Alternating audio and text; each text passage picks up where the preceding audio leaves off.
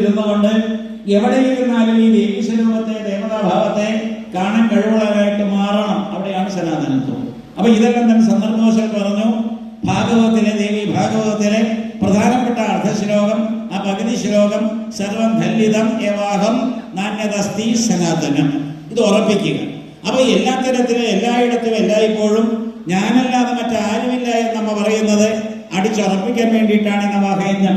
നമ്മൾ 4 ഈ സത്രങ്ങൾ നടത്തിയെങ്കിൽ ആ സത്രങ്ങളിൽ അനവധി വ്യക്തികൾ വന്നിങ്ങനെ പ്രസംഗിച്ചു പോയെങ്കിൽ ആ വ്യക്തികളുടെ പ്രസംഗങ്ങളിലൂടെ എന്തൊക്കെയോ മനസ്സിലാക്കിയിട്ടുണ്ട് എങ്കിൽ അതിന്റെയെല്ലാം സമന്വയം അതെല്ലാം ഏകോപിപ്പിച്ച് കഴിഞ്ഞാൽ നമുക്ക് കിട്ടുന്നത് സത്യസന്ധമായിട്ടുള്ള സമീപനത്തിലൂടെ നമുക്ക് സാധിക്കുന്നതെന്ന് എല്ലാം ഒന്ന് മറന്നു പോകാതിരിക്കുക.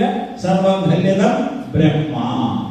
അപ്പൊ ഈ സർവം ഖല്ലിതം ബ്രഹ്മ എന്ന് പറയുന്ന ഈ ഭാഗവതത്തിൽ തുടക്കത്തിൽ കാണും സർവം ഖല്ലിതം ഏവാഹം നാണ്യതസ്തി സനാതനം. ഇനി അടുത്തൊരു കാര്യവും കൂടി പറയാൻ ആഗ്രഹിക്കുന്നത്, ഇവിടെ വാസ്തവത്തിൽ പരീക്ഷത്തിന് മോക്ഷം കിട്ടിയില്ല എന്ന മകന്റെ ചിന്തയാണ്. മകന്റെ ചിന്ത. അപ്പൊ ഈ മകന്റെ ചിന്ത കൊണ്ട് എന്ത് പറ്റി? മകൻ ഓടിയടക്കുകയാണ് ഈ അച്ഛനെ മോക്ഷം കൊടുക്കാൻ വേണ്ടിയിട്ട്. അച്ഛനെ കടിച്ചതായ പാമ്പിന്റെ വർഗത്തിൽപ്പെട്ട എല്ലാ സർപ്പങ്ങളെയും ഇങ്ങനെ ദഹിപ്പിക്കാൻ തുടങ്ങി. സർപ്പസത്രം നടത്തി. അങ്ങനെ ക്രൂരവും ഘോരവുമായിട്ടുള്ള പ്രവൃത്തികളിൽ വ്യാപകനായി ജനമേജയൻ പരീക്ഷത്തിന് മോക്ഷം കിട്ടിയില്ല എന്ന് പറഞ്ഞുകൊണ്ട് ആ അവസ്ഥയിലാണ് വാസ്തവത്തിൽ വേദവ്യാസരെ ഈ പറയുന്ന ദേവി ഭാഗവതത്തിന്റെ രചന നിർവഹിക്കുന്നത്. നാം വായിക്കേണ്ടിയിരിക്കുന്ന ദേവി ഭാഗവതം അതിന്റെ ഉൽപ്പത്തി തന്നെ മകന്റെ സങ്കട നിവൃത്തിക്ക് വേണ്ടിയിട്ടാണ്, മകന്റെ ദുഃഖ നിവൃത്തിക്ക് വേണ്ടിയിട്ടാണ്. മകന് തോന്നുന്നു അച്ഛൻ താഴത്തെ കിടന്ന് മരിച്ചില്ല, അദ്ദേഹം പാമ്പ് കടിയേറ്റാണ് മരിച്ചത്, മാളിക മുകളിൽ കിടന്നുകൊണ്ടാണ് മരിച്ചത്. എല്ലാ തരത്തിലും ദുരിതപൂർണമായിരിക്കുന്ന മരണമായതുകൊണ്ട് അച്ഛന് ഗതികിട്ടിയില്ല എന്ന് സങ്കടപ്പെടുന്ന മകന്റെ ആ സങ്കട നിവൃത്തിക്ക് വേണ്ടി രചിച്ച ഭാഗവതം ദേവി ഭാഗവതം. അപ്പൊ ഈ ദേവി ഭാഗവതം എന്ന് പറയുന്നത് സാധാരണക്കാർക്ക് വേണ്ടിയിട്ട്, അത് വാസ്തവത്തിൽ തനിക്ക് വേണ്ടിയിട്ട് ഉള്ളതല്ല എന്ന് കൂടി ഉറപ്പിക്കുക. തനിക്ക് വേണ്ടിയിട്ടുള്ളതല്ല. ജനമേജയൻ തന്റെ മോക്ഷത്തിന് വേണ്ടിയിട്ടല്ല ഈ വേദവ്യാസനോട് എന്ന് പറയുന്ന സങ്കടം വാസ്തവത്തിൽ അച്ഛന് ഗതി കിട്ടിയില്ല എന്നാണ്. നമ്മൾ ചിന്തിക്കുന്നത് അച്ഛൻ മരിച്ചു, അമ്മ മരിച്ചു, അവര് മരിച്ചു, ഇവര് മരിച്ചു, ഉടനെ ജ്യോത്സ്യന്മാരെ ചെന്ന് കണ്ട ആണ്ടശ്രദ്ധമെല്ലാം തന്നെ കഴിഞ്ഞ് ഗതി കിട്ടിയോ ഇല്ലയോ എന്ന് കബഡിവായി വെച്ചുകൊണ്ട് നോക്കുന്ന സമ്പ്രദായം. കിട്ടിയില്ലെന്നവർ പറയും, എങ്കിലല്ലേ കുറെ പൂജയും കോലാഹലമെല്ലാം തന്നെ നടത്താൻ പറ്റൂ. അങ്ങനെ എല്ലാ തരത്തിലും അച്ഛന് ഗതി കിട്ടിയില്ല എന്ന് പറഞ്ഞുകൊണ്ട് തുടങ്ങുന്ന ഹോമാദികളും അതിലുള്ള ക്രിയാദികളും അതെല്ലാം തന്നെ വാസ്തവത്തിൽ ദേവി ഭാഗവതത്തിന് അടിസ്ഥാനം. ഒന്നുകൂടി ചിന്തിക്കാൻ ഞാൻ ഇട്ടുതരികയാണ്. എനിക്ക് മോക്ഷം കിട്ടണമെങ്കിൽ ഞാൻ തന്നെ നിശ്ചയിക്കണം. നിങ്ങൾ ഓരോരുത്തരും വേണമോ വേണ്ടയോ എന്ന് നിശ്ചയിക്കേണ്ടത് അവനവന്റെ ഗതിയാണ്. നമുക്ക് ഗതി പല രീതിയിലാകാം. ഇന്നത്തെ കുട്ടികളുടെ ഗതി നോക്കിയാൽ അച്ഛനമ്മമാരാണ് ഉത്തരവാദികളെന്ന് ഞാൻ പറയാൻ നിർബന്ധിതനാകും. കൊച്ചുകുട്ടികൾ വളർന്നു വരുന്ന കാലം മുതലേ കൂട്ടുകെട്ടിന്റെ ആ ദുസ്സംഗത്തിന്റെ അത്തരത്തിലുള്ള ഫലമായിട്ടാണോ എന്നറിയില്ല. ഏതായാലും കള്ളം, കഞ്ചാവ് പോലുള്ള ഏറ്റവും വൃത്തികെട്ട വല്ലവായിരിക്കുന്ന പദാർത്ഥങ്ങൾ ഉപയോഗിച്ചുകൊണ്ട് ബുദ്ധിയെ നശിപ്പിച്ച് വേണ്ടാത്ത രീതിയിൽ നടക്കുന്ന രീതിയിലേക്ക് പോകുന്നുണ്ട്. ഇത് അധോഗതി, ദുർഗതി. ഈ ദുർഗതി എന്ന് പറയുന്നതും അധോഗതി എന്ന് പറയുന്നതും ഒരിക്കലും ഗതി കിട്ടാത്ത, മുകളിലേക്കുള്ള ഊർധ്വഗതി കിട്ടാത്ത, താഴത്തേക്ക് പോകുന്ന അധപ്പതിച്ചൊരവസ്ഥയ്ക്ക് ഇടവരുന്നത് എന്തുകൊണ്ട്? സംസ്കാരത്തിന്റെ പോരായ്മ കൊണ്ട്, അല്ലെങ്കിൽ നമ്മൾ നമ്മുടെ സംസ്കാരത്തെ മനസ്സിലാക്കാത്തത് കൊണ്ട്. ഒരു കാര്യം കൂടി ചിന്തിക്കണം. നമ്മുടെ പൂർവികര് ഈ കാലഘട്ടങ്ങളെല്ലാം തന്നെ തരണം ചെയ്തുകൊണ്ടവരാണ്. ഓരോരുത്തരും അവരുടെ ജീവിതം ഒഴിഞ്ഞു വെച്ചത് ദുർഘടമായിട്ടുള്ള സന്ധികളെ തരണം ചെയ്യാൻ വേണ്ടിയിട്ടാണ്. ഇതുപോലുള്ള അവസ്ഥകൾ അവർ അനുഭവിച്ചു പോകുന്നതാണ്. ഇന്നത്തെ ആധുനിക മനുഷ്യന്റെ സോഫിസ്റ്റിക്കേറ്റഡ് ആയിരിക്കുന്ന ഒരവസ്ഥ, ഇത്തരത്തിൽ സംസ്കാര സമ്പന്നമായിരിക്കുന്ന ഒരവസ്ഥ അവർക്കുണ്ടായിരുന്നില്ല. ഉടുതുണി ഇല്ലാതിരുന്ന കാലഘട്ടം, പച്ച ഇറച്ചിയും അത്തരത്തിലുള്ള പദാർത്ഥങ്ങളും ഭുജിച്ചിരുന്ന ഏറ്റവും സംസ്കാര ശൂന്യമായിരിക്കുന്ന ഒരു കാലഘട്ടം. ഇതെല്ലാം തന്നെ അനുഭവിച്ചു പോകുന്ന അവരാണ് അഗ്നിയെ ഉപാസിച്ചതും അഗ്നിയിലേക്ക് അപരിതമെല്ലാം തന്നെ വാരി ഹോമിച്ചുകൊണ്ട് ദേവതാ വിഷയമായിട്ട് ഹോമാദികൾ തുടങ്ങിയതും യാഗാദികൾ തുടങ്ങിയതും പടിപടിയായിട്ട് ഇതെല്ലാം തുടർന്നു പോന്നിട്ട് ക്ഷേത്രത്തിലേക്ക് കടന്നു പോകും, ക്ഷേത്ര ഉപവാസത്തിലേക്ക് കടന്നു പോകുന്നതും ക്ഷേത്ര ആരാധനയിലേക്ക് കടന്നു പോന്നിട്ട് ആധ്യാത്മികമായിട്ടുള്ള ഉണർവിന് വേണ്ടിയിട്ട് പ്രയത്നിച്ചതും എല്ലാം തന്നെ പടിപടിയായിട്ടാണ്. നമ്മൾ ഇങ്ങനെ ഇന്ന് നിൽക്കുമ്പോൾ പണ്ട് ഒരു കവി പാടിയത് നിങ്ങൾ ഓർക്കുന്നുണ്ടോ? നിങ്ങൾ ഓർക്കുക നിങ്ങൾ എങ്ങനെ നിങ്ങളായെന്ന്. ഇക്കാര്യമല്ല. അപ്പൊ ഇക്കാര്യമല്ല കവി പാടുന്നത്. വാസ്തവത്തിൽ നിങ്ങൾ ശേഖന്മാരായിട്ട് നടക്കുമ്പോൾ നിങ്ങൾ അവരുടെ കറുത്ത മക്കളെ ചുട്ടു തിന്നില്ലേ, നിങ്ങൾ അവരുടെ കറുത്ത വഴികൾ തൊടിയില്ലേ എന്നൊക്കെ ചോദിച്ചുകൊണ്ട് കവിത എഴുതുമ്പോ അത് വേറൊരു വിഷയമാണെങ്കിൽ തന്നെ നമുക്ക് ചോദിക്കാം, നമ്മൾ എങ്ങനെ ഇങ്ങനെയായിരുന്നു. ക്ഷേത്രങ്ങളെല്ലാം തന്നെ ഇങ്ങനെ അന്തരീക്ഷത്തിൽ താന്ത്രികമായിട്ടുള്ള ഉപാസന സമ്പ്രദായങ്ങൾ വരികയും നമ്മളെല്ലാവരും തന്നെ പ്രത്യേക രീതിയിൽ ഇങ്ങനെ ഉപാസിക്കാൻ തുടങ്ങുകയും ചെയ്തത് ആധുനിക കാലഘട്ടത്തിന്റെ പ്രത്യേകതയാണ്. ക്ഷേത്രം എന്തിനാണെന്ന് അറിയണ്ടേ? ശബരിമലയിലേക്ക് പോകുന്നത് എന്തിനാണ്? എങ്ങനെ പോകണമെന്നറിയണ്ടേ? ചപ്പും ചവറുമെല്ലാം തന്നെ വലിച്ചു വാരി കെട്ടി ഇരുമുടി കെട്ട് എന്ന് പേരും പറഞ്ഞുകൊണ്ട് യാതൊരു പ്രധാനുഷ്ഠാനങ്ങളുമില്ലാതെ ഇങ്ങനെ കടന്നു കയറുന്ന രീതിയെല്ലാം തന്നെ അനുയോജ്യമാണോ? അതാണോ വാസ്തവത്തിൽ പ്രധാനുഷ്ഠാനങ്ങൾ? അതാണോ ഉപാസനയുടെ ഭാഗം? അപ്പോൾ നമ്മൾ ചെയ്യുന്ന പ്രവർത്തികളെല്ലാം തന്നെ എങ്ങനെയായിരിക്കണമെന്ന് ചിന്ത നമ്മളിൽ വേണം കുട്ടികളിലേക്ക് പകർന്നു കൊടുക്കണം. ഒരൊറ്റ കുട്ടികളെ ഇങ്ങനെയുള്ള യജ്ഞവേദികൾ ഇപ്പോ ഈ അടുത്ത കാലത്ത് ഒരു 10-15 യജ്ഞവേദികൾ സത്രവേദികൾ എല്ലാം തന്നെ കഴിഞ്ഞിട്ട് വരുന്ന ഒരു വ്യക്തി എന്നുള്ള മട്ടില് എനിക്ക് തന്റെ ഇടത്തോടുകൂടി പറയാം, നമ്മുടെ കുട്ടികൾ ടീനേജിലുള്ളവർ അവരെ ആരെയും കാണാനില്ല. അവരൊക്കെ എവിടെയോ ഇങ്ങനെ ഓടി നടക്കുകയാണ്, എന്തൊക്കെയോ പ്രവൃത്തികളിൽ വ്യാപൃതരാണ്. ദുഷിച്ച രീതിയിൽ അവർ പോയിക്കൊണ്ടിരിക്കുന്നു. അവരുടെ ചിന്താഗതികളെല്ലാം തന്നെ വളരെ മോശം. നമ്മൾ ഈ പ്രസംഗിച്ചുകൊണ്ടിരിക്കുമ്പോൾ, ഈ പ്രസംഗം കേട്ടുകൊണ്ടിരിക്കുന്ന നിങ്ങളെല്ലാവരും ശ്രദ്ധാലുക്കളായിട്ടിരിക്കുമ്പോൾ നമ്മുടെ ഇടയിലുള്ള എത്ര പേര് ഈ ചുവട്ടിലെ കാൽച്ചുവട്ടിലെ മണ്ണ ഇങ്ങനെ ഒഴുകിപ്പോകുന്ന പോലെ എത്ര പേര് ഒഴുകിപ്പോകുന്നുണ്ട്? ആരെങ്കിലും ചിന്തിക്കുന്നുണ്ടോ? നമ്മുടെ സംസ്കാരത്തെ വിട്ടുകൊണ്ട് നമ്മുടെ ആ ധാർമ്മികമായിട്ട് അനുഷ്ഠാനങ്ങളെല്ലാം തന്നെ ഉപേക്ഷിച്ചുകൊണ്ട് നമ്മുടെ ഗ്രന്ഥങ്ങളെല്ലാം തന്നെ പറഞ്ഞു തന്നിരിക്കുന്ന സംഗതികളെല്ലാം തന്നെ നമ്മളെ മനസ്സിലാക്കാതെ എത്ര പേര് ഒഴുകിപ്പോകുന്നു. എന്റെ നാട്ടിൽ തന്നെ എന്റെ കുടുംബത്തിൽ തന്നെ ബന്ധപ്പെട്ടിട്ടുള്ള പലയിടങ്ങളിലും ഇപ്പോൾ വാസ്തവത്തിൽ ഖുർആനും ബൈബിളും എല്ലാം തന്നെ അവരുടെ കയ്യിലായി കഴിഞ്ഞു. ഭഗവത്ഗീത എല്ലാം തന്നെ വലിച്ചെറിഞ്ഞു കഴിഞ്ഞു. അവരെല്ലാവരും പഠിച്ച ഭഗവത്ഗീതയും രാമായണം ഇത്യാദി കാര്യങ്ങളെല്ലാം തന്നെ ഉപേക്ഷിക്കാൻ അവർക്ക് എവിടെ നിന്ന് തന്നെയാണെന്നോ അവരെങ്ങനെ സ്വപ്രഭാതത്തിൽ ഇങ്ങനെയായി എന്ന് ചോദിച്ചാൽ നമ്മുടെ സംസ്കാരത്തിലൊന്നും ഇല്ലാഞ്ഞിട്ടാണോ? ഇവിടെയൊന്നും കിട്ടാഞ്ഞിട്ടാണോ? ഇത് ചപ്പച്ചവറമാണെന്ന് കരുതിയിട്ടാണോ? ഇത് ശുഷ്കമായിരിക്കുന്ന സമ്പ്രദായമെന്ന് തിരിച്ചിട്ടാണോ എന്ന് ചിന്തിച്ചു നോക്കൂ. നമ്മുടെ ഈടുറ്റ ദേവി ഭാഗവതം പോലെ എത്രയെത്ര പുരാണങ്ങൾ, അതിലൂടെ എല്ലാം തന്നെ കടന്നു പോകുമ്പോൾ നമുക്ക് കിട്ടുന്ന അനർഘമായിരിക്കുന്ന കനത്ത ആ സംഗതികളെല്ലാം തന്നെ പഠിക്കാതെ അവയെല്ലാം തന്നെ തൃണവൽക്കരിച്ചുകൊണ്ട് ഓടുന്ന ഈ സമ്പ്രദായം കൊണ്ടാണ് നമുക്ക് ഈ ഗതികേട് സംഭവിക്കുന്നത്. വാക്ക് എവിടെയും നിങ്ങൾ കേൾക്കുന്ന എന്താ? ഗതി, ഗതികേട്, അധോഗതി, ഊർധ്വഗതി, അധപ്പതനം, ഇതെല്ലാം തന്നെ ഗതിയോട് ബന്ധപ്പെട്ടു. ചിന്തിച്ചു നോക്കൂ, നമുക്ക് ഗതി വേണ്ടേ? അപ്പൊ എല്ലാ തരത്തിലും ഗതിക്ക് വേണ്ടിയിട്ടാണ് ജനമേജയം ചോദിച്ചത്. അയാളുടെ ഗതിയല്ല, അച്ഛന്റെ ഗതി. അച്ഛൻ വാസ്തവത്തിൽ ഒരു പ്രേതമായിട്ട് പരിണമിച്ചു കഴിഞ്ഞോ? പാമ്പ് കടിയേറ്റ് മരിച്ചതുകൊണ്ട്, താഴത്ത് കിടന്ന് മരിക്കാത്തത് കൊണ്ട് അയാൾ ഒരു പ്രേതമായി തീർന്നു. ആ പ്രേതത്തെ രക്ഷിക്കാനായിട്ട് ഉത്തരവാദപ്പെട്ട മകൻ എന്നുള്ള രീതിയിൽ ഞാൻ എന്താണ് ചെയ്യേണ്ടത്? അതിനു വേണ്ടിയിട്ട് ദേവി ഭാഗവതം രചിക്കുകയാണ് ഉണ്ടായത് എന്ന്. ഇനി മറ്റേ ഭാഗവതം കൂടെ ഒന്ന് ചിന്തിച്ചു നോക്കൂ. മറ്റേ ഭാഗവതം 7 ദിവസക്കാലം കൊണ്ട് ശാരദ പ്രസംഗം ചെയ്ത് ഗോപിച്ചേട്ടൻ പറഞ്ഞു 7 ദിവസമാണെങ്കിൽ 9 ദിവസമാണ് എന്ന്.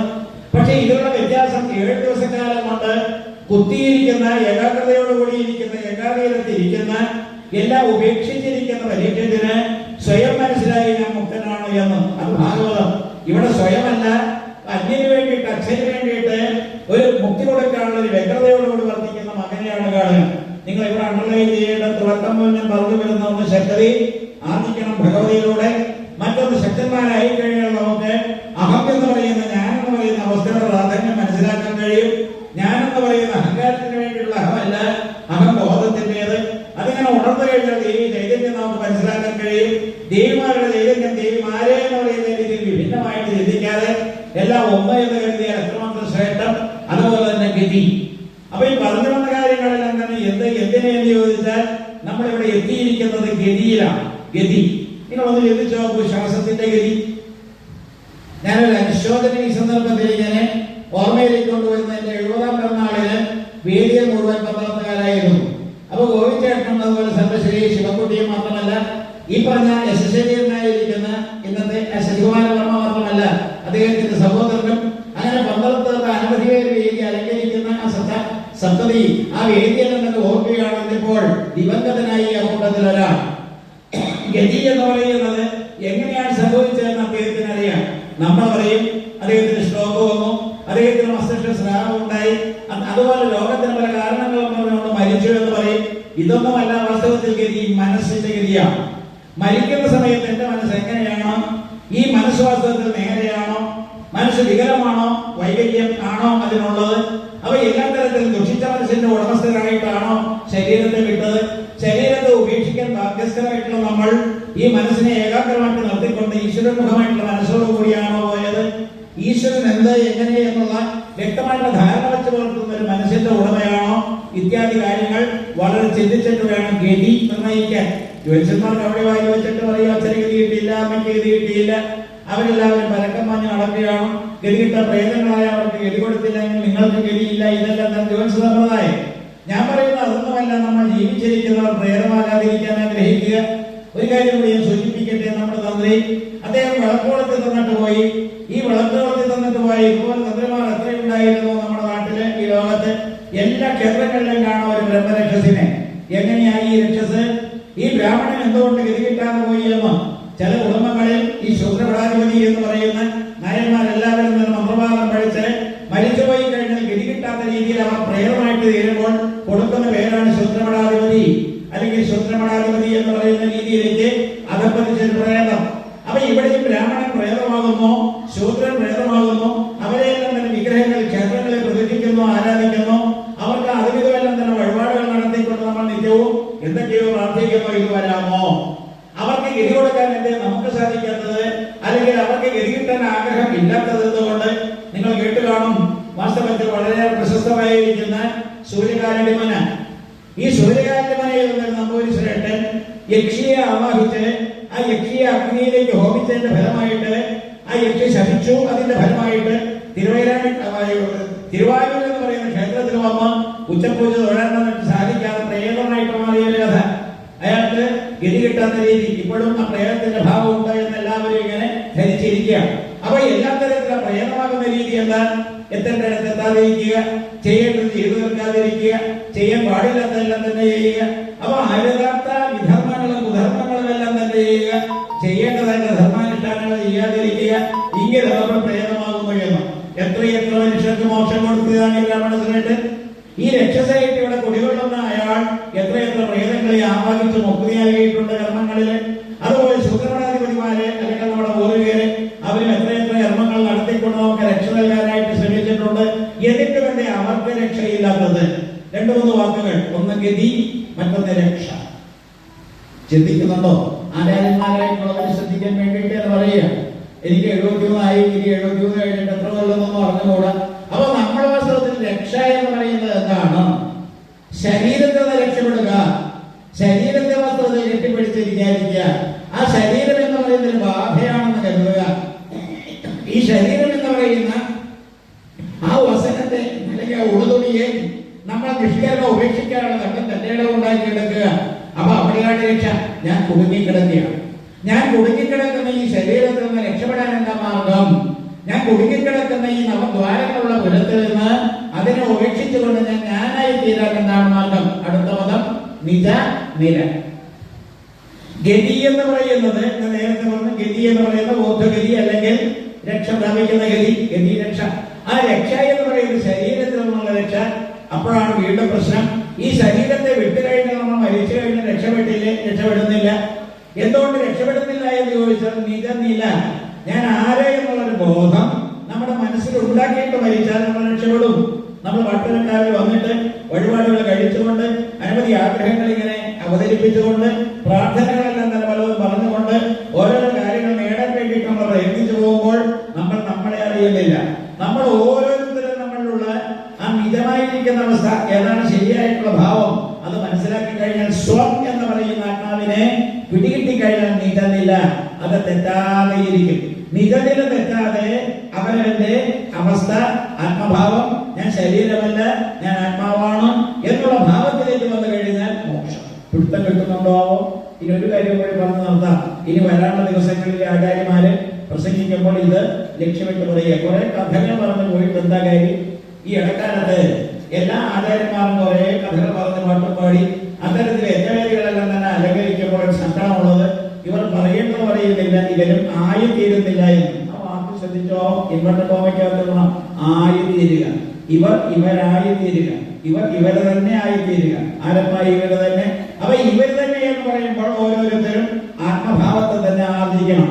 അതുകൊണ്ട് എഴുത്തച്ഛൻ പാടി മലയാള ഭാഗവതത്തിലെ ദേഹാഭിമാനം പോകാൻ ഉപാസന. അദ്ദേഹം വളരെ വ്യക്തമായിട്ട് എഴുത്തച്ഛന്റെ കഥകൾ നിങ്ങൾക്കറിയാം. മലയാള ഭാഗവതം വളരെ ഭംഗിയായിട്ട് നമുക്ക് അവതരിപ്പിച്ചു വന്നു. പ്രധാനപദം തർജ്ജമയല്ലാത്തതുകൊണ്ട് ആർക്കും അതിനോട് മീൻസത്തില്ല. തെക്കൻ പ്രദേശങ്ങളിലെല്ലാം തന്നെ വളരെ ഗംഭീരമായിട്ട് പാട്ടും കൂത്തും ഒക്കെ ആയിട്ട് അതിനെ കൊണ്ടുനടക്കുന്നുണ്ട്. എങ്കിലും അദ്ദേഹം അദ്ദേഹം പറഞ്ഞിട്ടുള്ള സംഗതികളിൽ ദേഹാഭിമാനം പോകാൻ വാസന. നമ്മൾ ഓരോരുത്തരും അവരവരുടെ ദുരഭിമാനം, ഞാൻ ഈ പറയുന്നത് ഈ ശരീരത്തോട് ബന്ധപ്പെട്ട് നാളും പേരും പറഞ്ഞുകൊണ്ട് ജാതിയും മതവുമെല്ലാം തന്നെ പറഞ്ഞുകൊണ്ട് അധംപതിക്കുന്ന രീതി, അത് പോകാൻ വേണ്ടിയിട്ടാണ് ഉപാസന.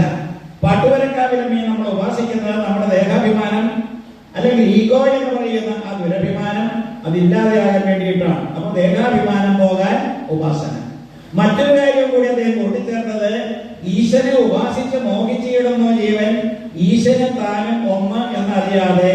ശ്രദ്ധിക്കുക, ഈശനെ ഉപാസിച്ച് മോഹിച്ചിടുന്നു ജീവൻ. പാട്ടുവരക്കാവിലമ്മ വന്നിട്ട് അവിടെ പല പല വഴിപാടുകൾ നടത്തിക്കൊണ്ട് അത് വേണം ഇത് വേണം എന്നെല്ലാം തന്നെ പറയുമ്പോൾ ഒരു കാര്യം ശ്രദ്ധിക്കുക, ഈശനെ ഉപാസിച്ച് മോഹിച്ചിടുന്നു ജീവൻ. ജീവൻ മോഹിച്ചു കഴിഞ്ഞാൽ പിന്നെ മോഹത്തിന് ക്ഷേമമില്ല, എങ്കിൽ മോക്ഷമില്ല.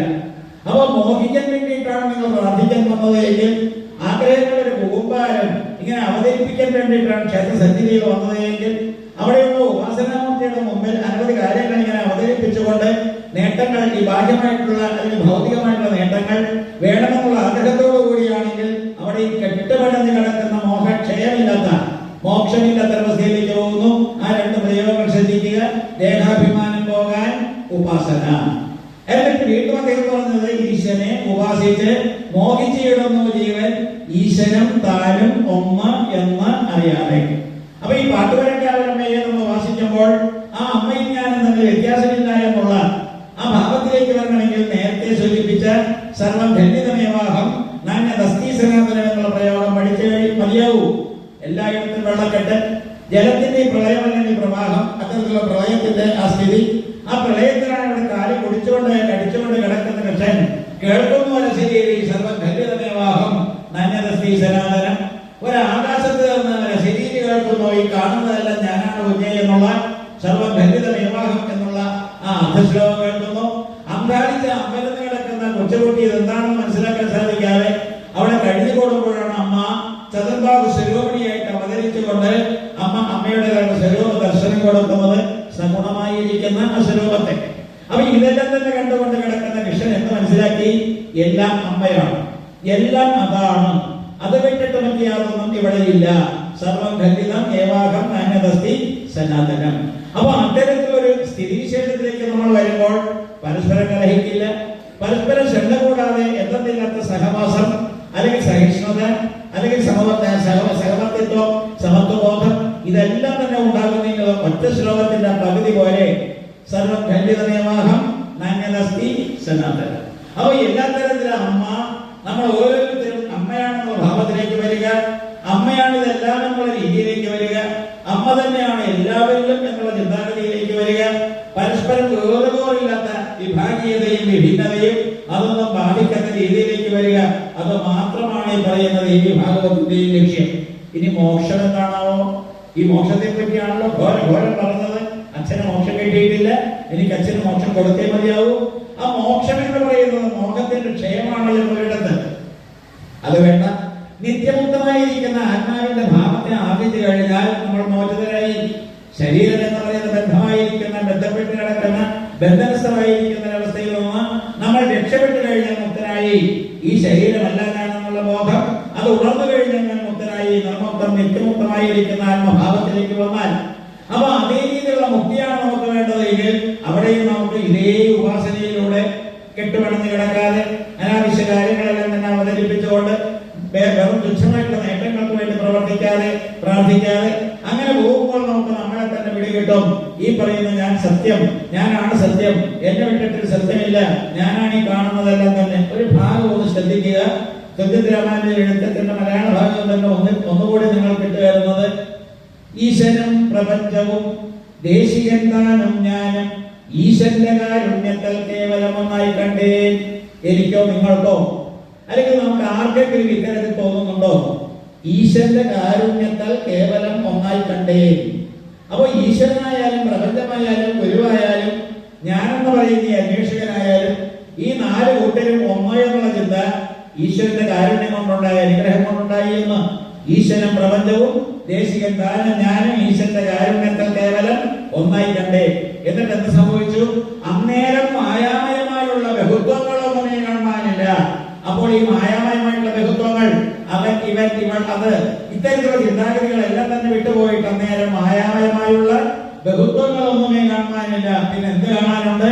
ഞാൻ ഒഴിഞ്ഞ് ഒരേടത്തും കാണാനില്ല, എന്നെ വിട്ടിട്ട് മറ്റാരെയും കാണാനില്ല എന്ന് ഈ ചിന്താഗതിയിലേക്ക് എല്ലാവരും വരണമെന്നുള്ള പ്രാർത്ഥനയാണ് ഈ മഹാത്മവേളയിൽ എനിക്ക് പറയാനുള്ളത്. എല്ലായിടത്തും എന്നെ കാണുക, എന്നിൽ എല്ലാവരെയും കാണുക. ഭഗവത്ഗീത പഠിപ്പിക്കുന്നുണ്ട്, സമ്പൂർണ്ണമായിട്ട് നമ്മൾ ഗ്രഹിക്കാനായിട്ട് ശ്രമിക്കുന്നുണ്ട്.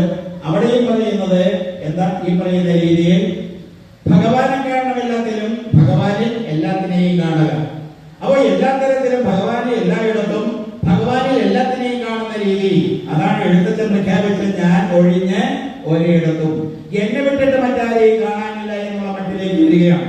നിങ്ങളുടെ അയൽവാസിയായിരുന്ന ഈ ആത്മാനന്ദ സ്വാമികൾ പാടിയത് ഇത് തന്നെയാണ്. ഞാൻ എന്നിയെ, ഞാൻ എന്നിയെ, വിത്തൗട്ട് മീ, എന്നെ കൂടാതെ ഞാൻ എന്നിയെ കാണുന്നില്ല ഒന്നും ഒരിടത്തും. ഈ ആത്മാനന്ദ സ്വാമികള് പ്രത്യേകിച്ച് ആറന്മുള ക്ഷേത്രത്തിന് സമീപത്ത് ആ ആശ്രമം സ്ഥാപിച്ചിട്ടുള്ള ഡിവൈഎസ്പി ആയിട്ട് റിട്ടയർ ചെയ്ത മഹാനുഭാവൻ, അദ്ദേഹത്തിന്റെ പരമ്പര സന്യാസികളൊക്കെ ഇപ്പോൾ ഉണ്ടോ എന്ന് അറിയില്ല. ഞാൻ എന്നിയെ, അപ്പൊ എന്നെ കൂടാതെ ഞാൻ എന്നിയെ കാണുന്നില്ല ഒന്നും ഒരിടത്തും. ഈ കാണുന്നതെന്നാൽ ഞാനാണെന്ന് എഴുത്തച്ഛൻ പറഞ്ഞ പോലെ എന്നെ വിട്ടിട്ട് മറ്റാരെയും എങ്ങും കാണാനില്ല.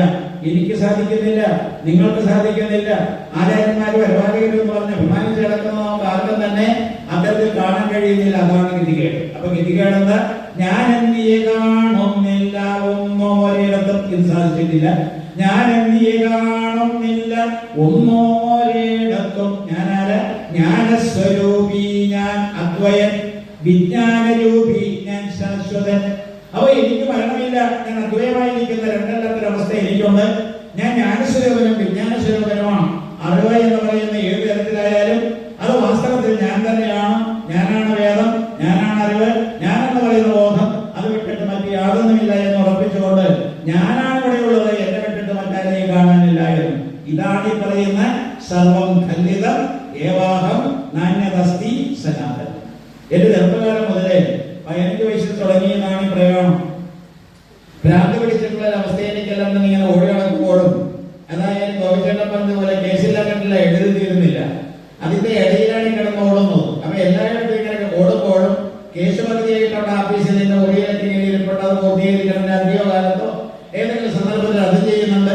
അതിന്റെ ഇടയിൽ കിടന്ന് ഓടുന്നതിന് പ്രധാന കാരണം നമ്മൾ അന്വേഷിക്കുന്നത് ഇതുവരെ കാണാൻ കഴിഞ്ഞിട്ടില്ല.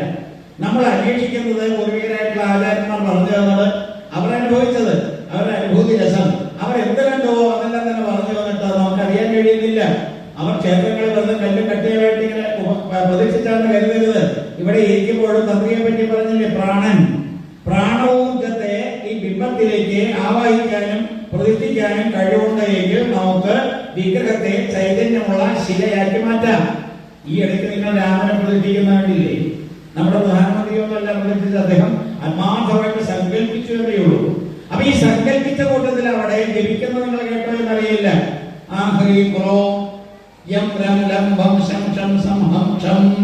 ഇത് കഴിഞ്ഞിട്ട് പ്രാണ ഇഹ പ്രാണ ഇഹസ്ഥിത, ജീവ ഇഹ ജീവ ഇഹസ്ഥിത അല്ലെ പറയുന്നത്.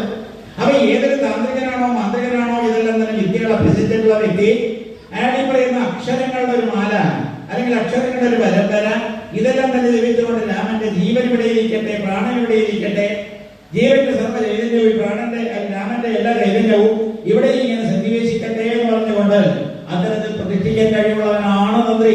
അദ്ദേഹം സ്വകാര്യമായിട്ട് എന്നോട് പറഞ്ഞത്, ഇത് പറഞ്ഞുകൊണ്ടിരിക്കുമ്പോൾ അദ്ദേഹം എന്നോട് പറഞ്ഞത്, ഇന്നത്തെ തന്ത്രിമാർ വാസ്തവത്തിൽ ചെയ്യുമ്പോൾ എന്നറിയില്ല, സഹസ്രാവർത്തി ഗായത്രി ജപിക്കുക 41 ദിവസക്കാലം തപസ് പോലെ ആചരിക്കുക. ഒരു ഈ പറയുന്ന പ്രതിഷ്ഠയ്ക്ക് ശേഷം ഒരു പുനഃപ്രതിഷ്ഠയോ നടന്നാൽ ആ പ്രതിഷ്ഠയോടുകൂടി തന്നെ ചോർന്നു പോകുന്ന ആ ജീവശക്തി, ആ പ്രാണശക്തി, ആത്മശക്തി, അത് വീണ്ടും പുനർജീവിപ്പിക്കുന്നതിന് വേണ്ടി ഒരു മണ്ഡലക്കാലം 41 ദിവസക്കാലം ഈ പറയുന്ന കാര്യത്തെ 1000 പ്രാവശ്യം ഇങ്ങനെ ആവർത്തിച്ച് സഹസ്രാവർത്തി 3 നേരവും ചെയ്യുക എന്ന് പറയുന്ന ദിവസം ആര് ചെയ്യുന്നുണ്ട്? ഇന്നിപ്പോ കല്ലെടുത്ത് വെച്ച് എന്തൊക്കെ വെള്ളം വാരി പോയി ഒഴിക്കുന്ന രീതിയല്ലാതെ തപസ്സില്ലാത്തവര്, അല്ലെങ്കിൽ അത്തരത്തിൽ ഉപാസന ബലമില്ലാത്തവര് ഒരു സുപ്രഭാതത്തിൽ ഇങ്ങോട്ട് പോകുന്നവരിട്ടു എന്നിട്ട് ഇങ്ങനെ പൂജയ്ക്ക് വേണ്ടി വരുന്നവരല്ലാതെ ആ പൂജയുടെ ബലം ഏത് രീതിയിലാണ് താന്ത്രികവും മാന്ത്രികമായിട്ടുള്ള ശക്തി സമാധിക്കേണ്ട ഇതൊന്നും ചെയ്യാതെ വെറുതെ ഇങ്ങനെ പൂവെടുത്തിട്ടാണെന്ന് യാതൊരു കാര്യവുമില്ല. അദ്ദേഹം സൂചിപ്പിച്ച് അവിടെ ഇരുന്നുകൊണ്ട് എനിക്ക് വളരെ സന്തോഷമായി. അങ്ങനെയുള്ള ധന്യന്മാരായിട്ടുള്ള തപസ്സികൾ അവർ പ്രതിഷ്ഠിക്കുമ്പോഴാണ് അവിടെ ധൈര്യം വരുന്നത്. അവർ ആത്മാർത്ഥമായിട്ട് ഈ പറയുന്ന പ്രാണശക്തിയെ തന്നെയുള്ള പ്രാണശക്തിയെ തന്നെ നിങ്ങൾ ശ്രദ്ധിച്ചിട്ടുണ്ടാവോ? ഞാൻ പ്രസംഗിച്ചുകൊണ്ടിരിക്കുമ്പോൾ എന്റെ വായു സഞ്ചരിക്കുന്നില്ല, വായു അങ്ങോട്ടും ഇങ്ങോട്ടും ഓടുന്നില്ല. 1.5 മണിക്കൂർ ഇങ്ങനെ പറഞ്ഞുകൊണ്ടിരിക്കുമ്പോഴും വായുവിന്റെ സഞ്ചാരം ഇങ്ങനെ നിരോധിച്ച രീതിയിലാണ്. ഇത് ചെറുപ്പം മുതൽ ഇങ്ങനെ ശീലിച്ചു പോകുന്നതോ തന്നെത്താൻ വന്നതോ എനിക്കറിയില്ല. അപ്പൊ ഏതായാലും പ്രാണന്റെ ശക്തിയെ നമ്മൾ സഹായിക്കാനും നമ്മുടെ ഉള്ളിൽ തട്ടി ഇങ്ങനെ ഒഴുകുന്ന പ്രാണന്റെ അല്ലെങ്കിൽ വായുവിന്റെ ഗമനം അല്ലെങ്കിൽ ഗമനവും പ്രത്യാഗമനവും ഇത്തരത്തിലുള്ള സഞ്ചാരം അതിനെ മുഴുവൻ നമ്മുടെ കൽപ്പടിക്ക് നിർത്താൻ കഴിയുന്ന നമുക്ക് പലതും സാധിക്കും. സംസാര ശേഷി എന്ന് പറയുന്നത് വാക്കുകളെല്ലാം തന്നെ ഇങ്ങനെ വന്നുകൊണ്ടിരിക്കുന്ന ഇതെല്ലാം തന്നെ ഉള്ളിൽ തട്ടോടണോ എന്ന് ചിന്തിച്ചിട്ടല്ല, അങ്ങനെ ചിന്തിച്ച് ആലോചിച്ച് ഇന്ന വാക്കേ പറയാവൂ, ഇന്ന വാക്ക് പറയാൻ പാടില്ല, അങ്ങനെ ചിന്തിച്ചുകൊണ്ട് പറയുന്നതല്ല. ഉള്ളിൽ തന്നെ കിടന്ന സുപ്താവസ്ഥയിൽ ഉറങ്ങിക്കിടക്കുന്ന അവസ്ഥയിലുള്ള അക്ഷരങ്ങളെല്ലാം തന്നെ വാക്കുകളായി പരിണമിച്ചുകൊണ്ട് നമ്മുടെ ശരീരാന്തരത ഭാഗത്ത് നിന്ന് അറിവ് വരണം. ഇതാണ് വേദം, ഇതാണ് ഈ പറയുന്ന പുരാണങ്ങൾ പഠിപ്പിക്കുന്നത്. ഒരു കാര്യം കൂടി പറഞ്ഞുകൊണ്ട് നിർത്തിയാണ്. ഭാഗവതം എന്ന് പറയുന്ന സംസാരം നമ്മൾ വായിക്കുന്ന ആ ഭാഗവതത്തിൽ 6-ാമത്തെ അധ്യായം, ഏറ്റവും ഒടുവിലത്തെ സ്കന്ധം 12-ാമത്തെ സ്കന്ധം, ആ 6-ാമത്തെ അധ്യായത്തിൽ വേദം എവിടെ നിന്നുണ്ടാകുന്നു എന്ന് പറയുന്നുണ്ട്, ഉള്ളിൽ നിന്നാണ്. അപ്പോ നിങ്ങളുടെ ഉള്ളിൽ നിന്ന് വേദത്തെ ഉണ്ടാക്കിയെടുക്കാൻ കഴിവില്ല എങ്കിൽ അത് വേദമല്ല. അതായത് ശക്തി എല്ലാം തന്നെ അകത്തുനിന്ന് ഉണ്ടാകുന്ന പോലെ, വരാഹമൂർത്തി അകത്ത് നിന്ന് ഉണ്ടാകുന്ന പോലെ, ഏതൊരു ഈശ്വര സ്വരൂപവും അകത്ത് നിന്ന് പുറത്തേക്ക് വരുന്ന പോലെ, അകത്ത് തട്ടി ഉണരുന്ന രീതിയിൽ അത്തരത്തിലുള്ള അവസ്ഥയിലേക്ക് വന്നെങ്കിൽ മാത്രമേ ശാശ്വതമായിരിക്കുന്ന ഒരു അവസ്ഥയുള്ളൂ. അവിടെയാണ് സനാതനത്വം. അപ്പൊ ഈശ്വരഭാവമായാലും ആത്മീയഭാവമായാലും അതെല്ലാം തന്നെ അവരവന്റെ ഉള്ളിൽ നിന്ന് ഇങ്ങനെ ഉണർന്നു വരുന്ന രീതിയിലേക്ക് വരുമ്പോഴാണ് അതിന് അങ്ങേയറ്റത്തെ ശക്തി വരിക. എല്ലാവരുടെയും ഉള്ളിൽ നിന്ന് ഫ്രം വിതിൻ ഈശ്വരൻ ചാടി പുറത്തേക്ക് വരട്ടെ. അറിവ് അങ്ങനെ ഉള്ളിൽ തട്ടി ഉണർന്ന് പുറത്തേക്ക് വരട്ടെ. നമ്മുടെ അനുഭൂതികളിലെല്ലാം തന്നെ ഉള്ളിൽ തന്നെ അത് ഉടലെടുത്തുകൊണ്ട് പുറത്തേക്ക് വരട്ടെ. ഉറവ് അല്ലെങ്കിൽ ഉറവിടം അത് അകത്ത് തന്നെയാണ്. നമ്മുടെ ബോധത്തിൽ അകത്ത് നിന്നെല്ലാം തന്നെ കൊണ്ടുവരാൻ ശ്രമിക്കുക.